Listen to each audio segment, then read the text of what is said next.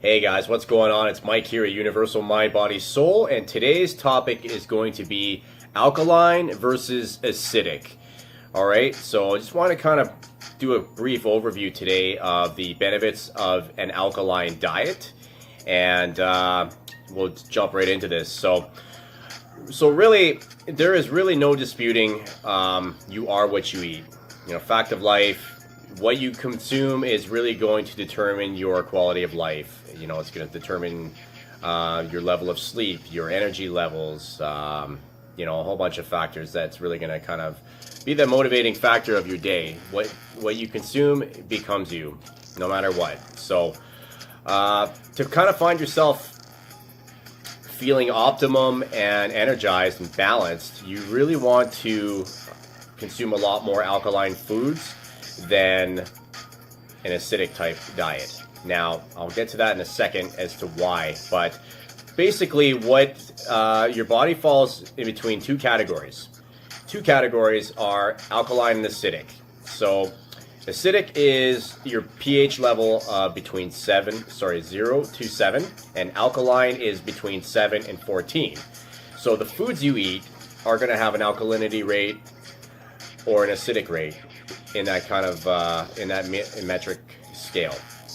So some examples of some acidic foods can be fish, can be eggs, can be a lot of meats, can be dairy, alcohol, sugary drinks, which isn't really food, but still it's consumed by a lot of people, right? So you want to find yourself kind of balancing it out. Alkaline foods examples are a good portion of fruits, vegetables, greens, leafy green vegetables are alkaline foods. So now I noticed this in my own life, in my own experience. I noticed a huge shift in my own energy. Years ago, I started out with fitness, and I was consuming a lot of protein. I was consuming a lot of dairy and all that, and I noticed that my energy levels were low. I noticed, you know, even after working out, you know, 5-6 times a week, and I noticed that my energy levels were just always drained. I noticed that I was always finding myself requiring a nap throughout the day, or I'd wake up and my nasal passages were always just stuffed up all the time. And I didn't know why. I was also very prone to colds. I was always getting sick all the time, and I was like, what is going on? Why is my immune system just so low all the time? And I found out about the alkaline diet many years later, and I noticed that, you know, when I shifted the diet into more fresh fruits, more fresh vegetables, and then I started doing smoothies and whatnot, and I'll talk about that in a second, I noticed a huge shift in my overall clarity. My focus was better. I didn't have that brain fog like I used to. I noticed I wasn't having a nap as much, anywhere near as much as I used to when I first started training and you know, started fitness and consuming all these different types of foods and whatnot. And I was like, what is going on? So I noticed this shift, and I said, wow, like, you know, something's definitely different here between the two. So I also wanted to just kind of point out, before you kind of get into any type of diet, you want to make sure with your doctor and check with them that you are, you know, keeping a good monitor before you start any type of diet. That means getting your blood work done and making sure that you know, you're not predisposed to a lot of different illnesses. And if you are, like, you know, diseases such as diabetes and things like that, you definitely want to check with your doctor before starting any type of diet, including the alkaline diet. As much as there's a lot of benefits to it, you still want to kind of make sure that you're in the clear with them first. So just kind of a disclaimer before we kind of get into it. I just wanted to kind of make sure that we're on the same page with that. And I'm just kind of speaking on my own experience. Hey, I'm throwing it out there. It's definitely been beneficial for me. And so yeah, I just want to kind of share that with everybody today, and just kind of point out some of the real amazing, noticeable factors that have really shifted a lot of things in my life, right? So with that being said, you know, your pH level, when you're at an optimal state of above 7, you're going to find yourself way less prone to colds, way more prone to diseases and whatnot. Now, that's not going to mean that you're not, if you're predisposed to certain diseases in your family, it's just going to, what I'm saying is it's going to minimize the risk. It's going to minimize the effect as much, or the cause effect kind of thing, as much as you would in, for example, cancers in families. I know that's kind of, there's many different forms of cancer and whatnot.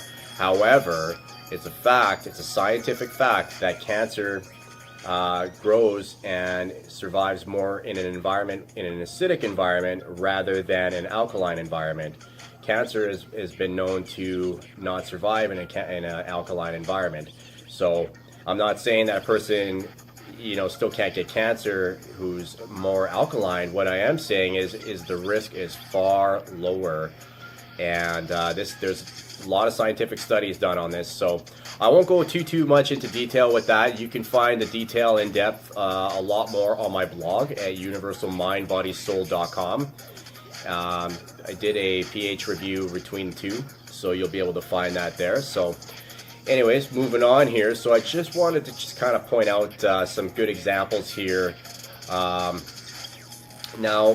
for me, I like to make smoothies. I am lazy when it comes to, making salads every day and, loading up my plate full of greens. I don't really do that a whole lot. I prefer to really, kind of have a good, easy method to do it. I like things easy and effortless. So I'll find myself making smoothies, 5, 6 in the fridge, and I'll just kind of have one first thing in the morning upon awakening on an empty stomach, when your rate of absorption is usually the highest because you've been sleeping for 8 hours and you're pretty much on a fast pretty well. So I find it's a huge benefit and a good way to get your nutrients and a good way to get your alkaline greens and fruits in there.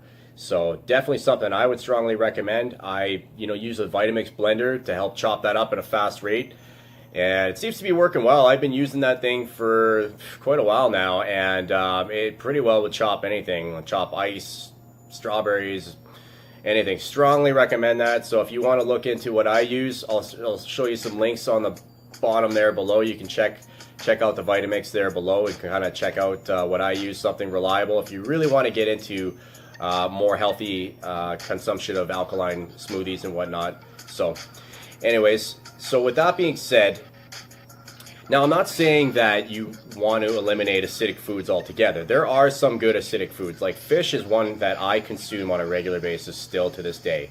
I just make sure that I consume a good 80-20 rule with that. So 80% of your plate should be fresh, greens, vegetables, and 20% could be, your fish and your dairies and things like that, whatever you really kind of choose. So another thing too is if your body is more used to more of an acidic diet, what you don't want to do is consume or just suddenly jump into a huge alkaline diet right away, because your body can have a tendency to get sick and feel nauseous if you're suddenly kind of shocking it with a huge diet change like that, because alkaline vegetables and fruits and whatnot are very potent, high alkaline, so you potentially could get sick and start feeling nauseous. So you kind of want to ease your way into that pretty well. So just kind of something to kind of point out. So with that being said, alkaline diet has been medically proven to reduce certain conditions in the body. And for people with diabetes, it's a really, really good diet to consume and safe, because it's low glycemic fruits, vegetables. It's very low glycemic foods. So definitely something you want to kind of look into. Again, you want to check with your doctor and kind of let them know that you are looking into an alkaline diet, have them check your levels. So another thing too to point out is alkaline foods have been known to reduce things like kidney stones and urinary tract infections, and this is backed by science. So you want to also make sure that, like, when you are consuming a lot of acidic foods, that it's not going to be as much alcohol. It's not going to be as much sugary drinks, because those ones are obviously the worst ones for you. Definitely want to kind of kind of shift that balance into your diet. So you want to have more kind of greasy, lean vegetables in there than anything, and it's definitely something you want to consider. So with that being said, the diet actually has known benefits to reduce inflammation. It has known benefits to, and inflammation is a natural response to, injury and infection, and can be, a huge cause of further illnesses and further diseases if it's left untreated, and can damage the DNA and has been known to cause cancer. Inflammation is one of the most known factors of cancer and other toxic illnesses and whatnot. So it's not necessarily restricted to just acidic foods. I mean, it can, the alkaline diet has been known to reduce and minimize the risk of this type of known inflammation and whatnot, right? So, and it's been known to also prevent things like osteoporosis, progressive bone disease that is caused by, of course, it can be predisposed in families. It can be, a lack of calcium and whatnot. Alkaline foods are very high in calcium, very high in vitamin D, which is essential for your bones. So just to kind of touch on that a little bit, it can minimize the risk. Again, I'm not saying it's going to, prevent these diseases or, treat it altogether, but it can definitely minimize the risk. So definitely something to keep in mind. So bottom line, again, when I come down to it, I strongly recommend, an 80-20 rule. 80-20 rule, load up your plate, 80% alkaline foods, 20%, you could throw in your acidic type guilty treats, whatever you want to have, right? So it's definitely something you want to keep in mind for the future. And so that's pretty much all I have for you today in this video. I just wanted to kind of briefly overview that. Again, you can go to my blog at universalmindbodysoul.com and take a look at that in depth. If you would like to take a look again with the Vitamix blender that I use and kind of start making a little bit more healthier choices at a faster, lazy way like I do, but you're going to get your nutrients and greens that way, you can check out the links there below for some more information. And you can also hit me up on Facebook and Instagram and Twitter as well. I'll put some links there below so you can join me there. I'd love to hear from you. Please leave a comment below. Don't forget to smash the like button and subscribe below. And I will talk to you in the next video. Okay, hope everyone's staying safe and doing well. Take care. Thanks. Bye.